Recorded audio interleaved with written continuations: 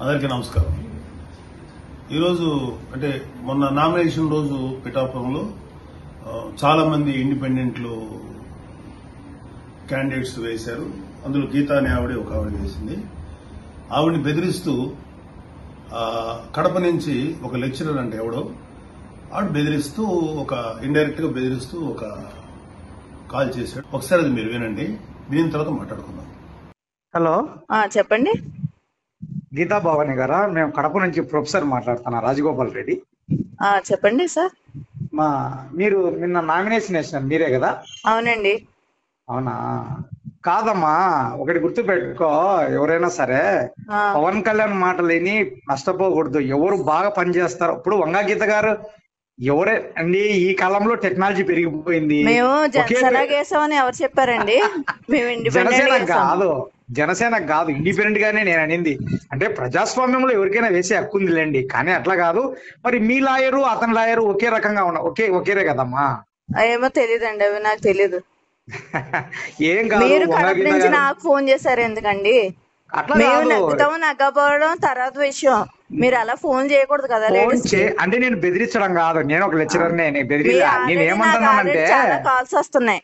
కాదమ్మా, నేను అనేది ఏంటంటే నేను అమ్మ అంటున్నా చూడు. నేను అనేది ఏంటంటే, ఇప్పుడు నేను అనేది ప్రజాస్వామ్యంలో ఎవరైనా పోటీ చేయొచ్చు, ఇది మన డెమోక్రటిక్ కంట్రీ ఇది. కానీ నేను అనేది అంటే ఇంటెన్షనల్ గా పోటీ చేయకూడదు అంటున్నా. ఇంటెన్షనల్ అంటే ఏమని? కోపము, వాళ్ళ మీద పగ, అట్ట కాదు. కాదమ్మా, మీ నోటరీ అతని నోటరీ ఒకటే ఉంటే అది ఇంటెన్షనల్ కాదమ్మా. మా దగ్గర ఉన్నాయి. మేమేమనుకుంటున్నాం, మాది ఐటీ వింగ్ అమ్మా. మాది ఒక సెల్. మాది ఐటీ వింగ్ అంటే ఒక పార్టీలో ఐటీ వింగ్ అంటే ఒక మంచి మేధావులం ఉంటారు దీంట్లో. అది మేము ఎట్లా తెలుసుకున్నాము అంటే, మీ అప్పడబిట్టు నాది ఇప్పుడు పంపించమంటారా? మీ అప్పడబిట్టు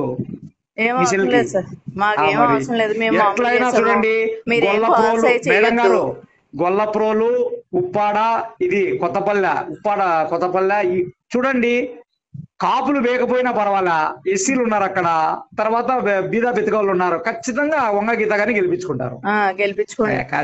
చూడండి, నార్మల్ గా కాదులేమ్మా, మీరు నార్మల్ గా కాదు చెప్పింటే ఇంటెన్షన్. చూశారు కదా ఈ లెక్చరర్ కడప నుంచి ఎలా బెదిరించాడు.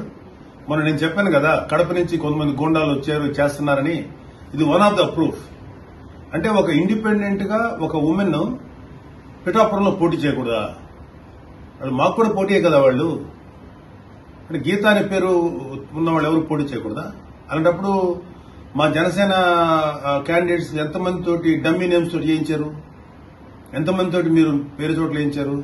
మీలాంటి నీచమైన పనులు మేము చేయలేదే. It is so accidental that somebody in the name of Geeta candidate గా ఆవిడ చేసుకుంది. దానికి మీరు బెదిరిస్తారా?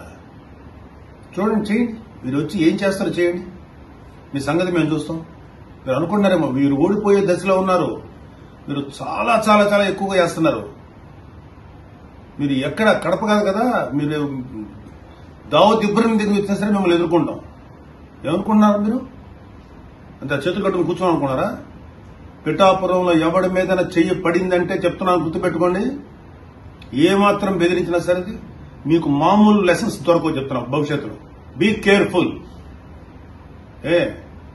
మీ తాత జాగీర్ అయితే ఆంధ్రప్రదేశ్. ఏమనుకున్నారు మీరు? మీ దగ్గరే ఫైట్ చేసే కెపాసిటీ మీకే. రే పోలీసు బిడ్డలరా మేము, ఓ పోలీసుకి పుట్టాం మేము. మాకు తెలుసు మీకు ఎలా ఫైట్ చేయాలో.